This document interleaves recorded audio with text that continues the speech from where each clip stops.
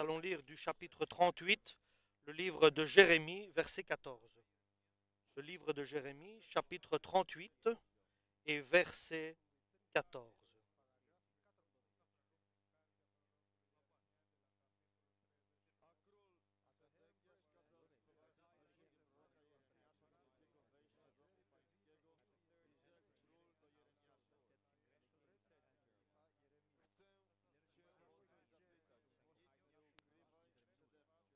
Le roi Sédécias envoya chercher le prophète Jérémie et le prit à part, dans la troisième entrée du temple.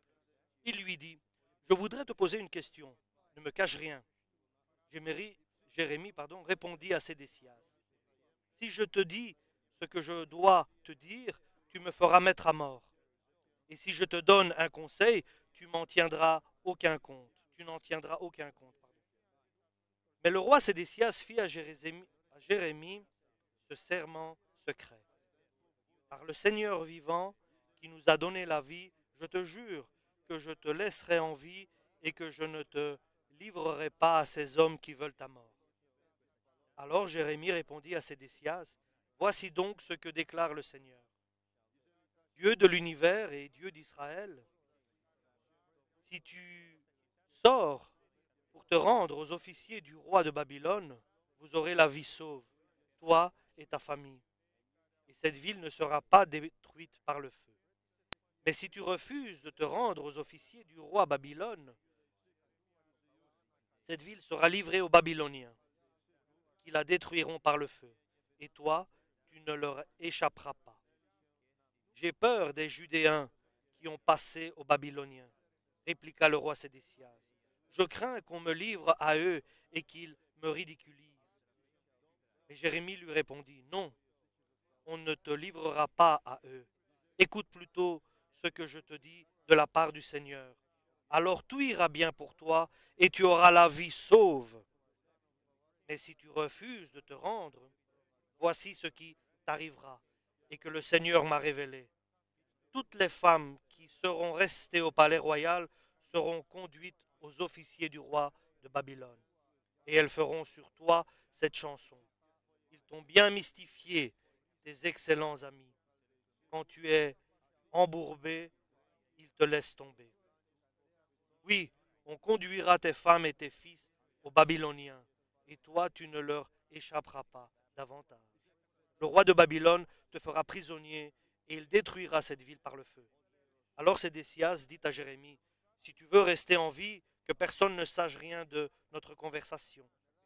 Les officiers supérieurs vont sans doute apprendre que j'ai parlé avec toi, et ils viendront te questionner sur ce que nous avons dit l'un et l'autre. Ils vont te promettre de te laisser la vie sauve, à condition que tu ne leur cacheras rien. Mais tu leur répondras, j'ai supplié le roi de ne pas me renvoyer dans la maison de Jonathan. Je n'y survivrai pas. Les officiers supérieurs vinrent effectivement trouver Jérémie et l'interrogèrent. Jérémie leur répondit comment le roi le lui avait ordonné. Alors ils le laissèrent tranquille, car personne n'avait pu entendre ce que le roi et Jérémie s'étaient dit l'un à l'autre. Jérémie resta donc dans la cour de garde jusqu'au jour où Jérusalem fut prise. Voici ce qui arriva quand Jérusalem fut prise. Amen. Amen pour la parole de Dieu. Jérémie est en face d'un roi Sédécias, lequel a été sacré par Dieu. Et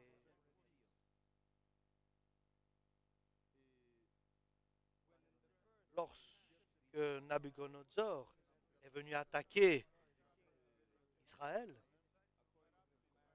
la ville a été livrée aux mains de Nabuchodonosor. Et les Israéliens ont été exilés en captivité à Babylone. Et pendant les 70 ans qui sont passés, Dieu était avec ceux qui étaient restés fidèles aux valeurs de Dieu. Sédécias, c'était une personne qui recherchait Dieu Et il devait aller contre ceux qui étaient les dirigeants de son propre pays. Et il n'arrivait pas à faire ce que Dieu lui demandait. Le résultat est que il avait juré et obéissance devant Dieu à Nabuchodonosor. Il ne s'est pas soumis à Nabuchodonosor.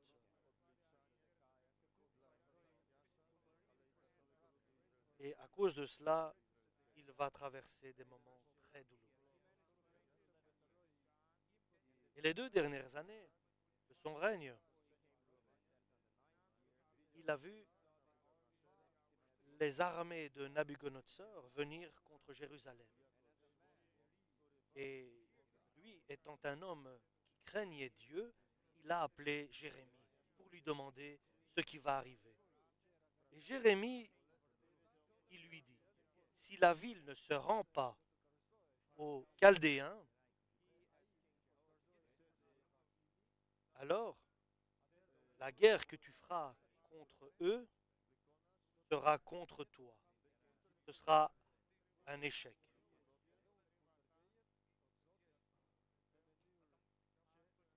Et la ville sera détruite. Et il y aura des maladies et la famine y sévira. Et la ville sera brûlée si tu ne fais pas ce que je dis. Sédécias a entendu ce que Jérémie lui a dit. Et Jérémie l'avait déjà dit que ce qu'il fallait faire pour sauver la ville. Et les dirigeants, les officiers de Sédécias l'avaient enfermé en prison. Et chers frères et sœurs, si Dieu parle par son serviteur, quoi que les gens pensent et croient, et quoi que les dirigeants et les officiers ont une force, l'important c'est que ce que Dieu a dit va s'accomplir.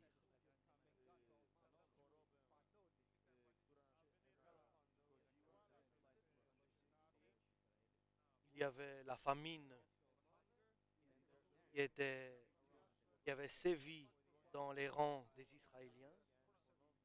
Et Sédécias a fait appel à Jérémie. Il a fait sortir de la prison où il était et il a fait venir pour lui demander conseil. Et ce que tu as, il lui dit, de la part de Dieu, dis-le-moi, insiste Sédécias, le roi de Jérusalem. Et Jérémie dit, si je te dis ce que Dieu m'a dit de te dire, est-ce que ma vie est en danger? Le roi lui dit,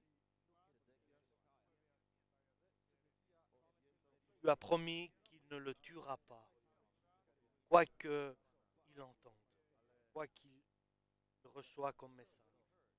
Et il a entendu les messages de Dieu par celui qui est sacré de Dieu, donc le prophète Jérémie. Il a entendu les paroles que Dieu voulait lui dire par le Saint-Esprit. Et il fallait qu'il obéisse. Et maintenant, tu as encore le choix de sauver ta personne et de sauver ta famille et de sauver Jérusalem. Maintenant, tu as encore l'occasion de sauver la situation, de changer la situation. Alléluia. C'est ainsi qu'il lui a dit. Et maintenant, à la dernière instant, tu as encore l'occasion de changer les choses, de sauver ta famille, de sauver ta personne et de sauver Jérusalem. Et vous voyez, chers frères et sœurs, le secret que Dieu tient entre ses mains. Quoi que les prophètes disent, ils n'ont pas l'autorité d'imposer leur volonté. C'est Dieu qui donne le pouvoir à chaque situation. Les prophètes n'ont pas l'autorité d'imposer leur volonté. Mais le roi avait l'autorité d'imposer sa volonté. Et Dieu avait donné ce pouvoir au roi Sédécias. Et ici, il le donne au mari, dans la famille. Dans la famille, c'est le père qui a ce pouvoir de donner des ordres. Dans chaque situation, il y a une personne bien précise qui a reçu le pouvoir de la part de Dieu et qui prend les décisions. Et il y a des personnes qui, par le Saint-Esprit, donnent des bons conseils, mais c'est toujours la personne responsable d'une famille qui doit prendre la décision. Il a le pouvoir ici, le roi Sédécias, de décider ce que Jérémie lui a dit de la part de Dieu. Et de sa décision dépend tout. Tout dépend de la décision de Sédécias. Que Jérusalem reste comme elle est, que la mort n'arrive pas à personne et qu'il n'y a pas de destruction chez personne et que ses enfants et sa famille soient sauvés. Il y a le pouvoir à chaque personne de décider. Mais Dieu, par des paroles de vérité, et pas des paroles simplement qui plaisent, mais des paroles de vérité. Et ces paroles, ils ne sont pas souvent agréables à celui qui entend ces paroles. Et ça, c'est le plus important de la prise de décision. Qui tu entends? Qui tu écoutes? Qui tu prends en considération? Les paroles de Jérémie ou bien ton cœur? Alléluia. Il doit maintenant prendre une décision, le roi Sédécias. Écoutez, Jérémie, est-ce qu'il va être convaincu des paroles de Jérémie ou bien par ses propres opinions? Qu'est-ce qui va diriger l'homme à prendre les bonnes décisions? C'est ça que nous devons comprendre. Plus précisément, qu'est-ce qui a dirigé ici Sédécias à prendre la mauvaise décision? C'est ce qu'il craint. C'est pour ceux qui l'ont peur, c'est la crainte et la peur qui l'a amené à prendre la mauvaise décision. Il sait que Jérémie a des paroles dites de Dieu, des paroles divines pour lui. Il sait, il est convaincu que Jérémie est envoyé de Dieu. Il est certain. Et ce qu'il lui avait dit il y a 2 ans, Jérémie, c'est arrivé. Donc il sait que Jérémie est l'envoyé de Dieu. Et nous savons que Sédécias a été aveuglé par le roi de Babylone. Mais à la fin, il s'est repenti de tout ce qu'il avait fait. Dieu lui donne l'occasion ici d'écouter et de mettre en pratique ce que Jérémie lui demandait de faire. Il suffisait de le mettre en pratique et d'avoir confiance en ses paroles. Et pour nous, c'est incroyable que ici Sédécias ne suit pas les indications et les instructions de Jérémie le prophète. Et il disait, ils vont me mettre entre les mains des Israéliens qui sont en exil, en captivité, et je serai ridiculisé. C'est ce qu'il disait. Il dit que moi, j'ai pris des décisions envers ma famille, envers mes officiers, et je serais ridicule si je suis les conseils de Jérémie le prophète. Et pour que Dieu l'aide, il lui dit, n'aie pas peur, tu ne seras pas remis entre leurs mains, tu ne seras pas traité en ridicule.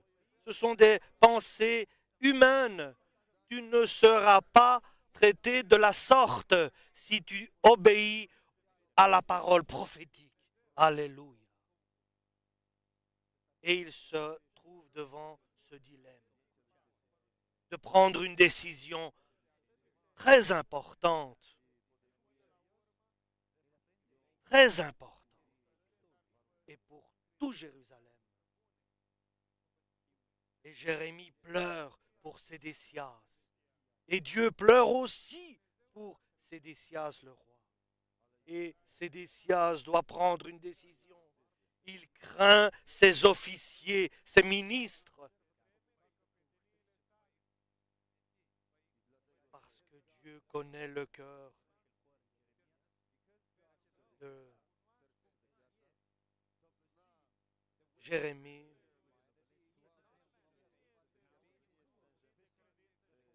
Le cœur de Sédécias. Bien, la correction.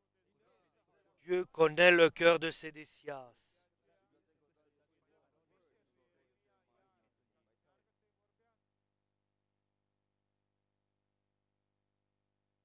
Je mets devant toi la vie, le chemin de la vie et le chemin de la mort et de la malédiction. Et sur ceux que tu penses qui vont te soutenir, ils vont t'abandonner. Les femmes de ta maison, lorsqu'ils vont être envoyés à Babylone, ils chanteront. Les hommes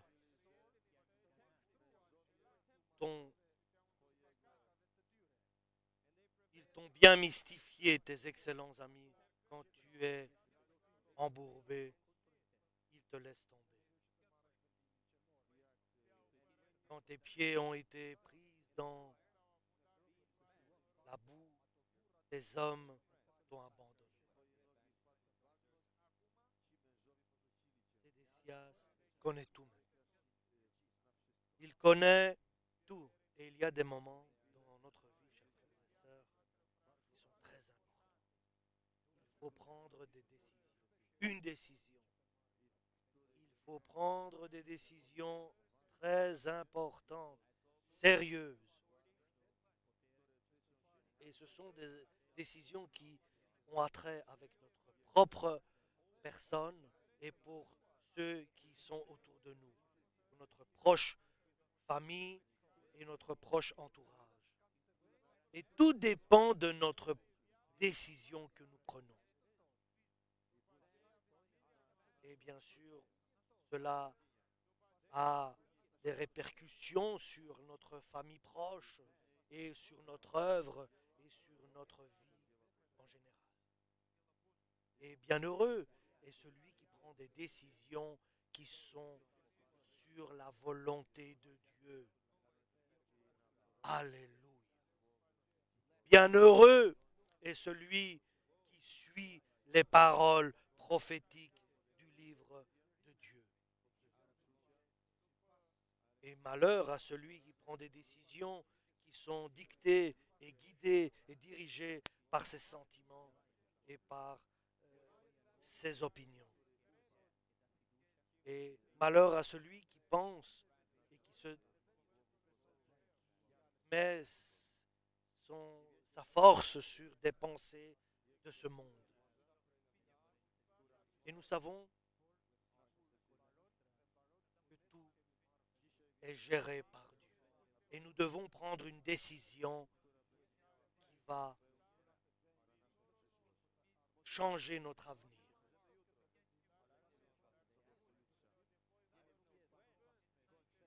Et je ne sais pas quand Dieu a décidé, jusqu'à quand il me donne l'occasion de prendre une décision. Après l'arrivée de l'armée de Babylone et Nabuchodonosor est rentré dans la ville, il était trop tard. Sédécias est parti en courant. Et lorsqu'ils l'ont rattrapé, ils l'ont attrapé parce que lui avait le pouvoir comme roi. Donc aujourd'hui, nous devons prendre une décision et une décision ferme. décisions fermes. Et ces décisions doivent être prises par la volonté de Dieu. Alléluia.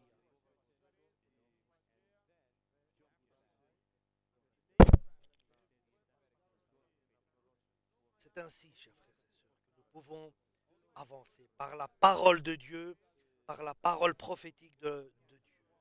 Et ainsi nous pouvons avancer avec assurance et sécurité. Si nous prenons un autre chemin et une autre invitation, une autre opinion, un autre avis, pardon, il y a un chemin, le chemin de Dieu. Le chemin est certifié par la parole prophétique de Dieu. Alléluia.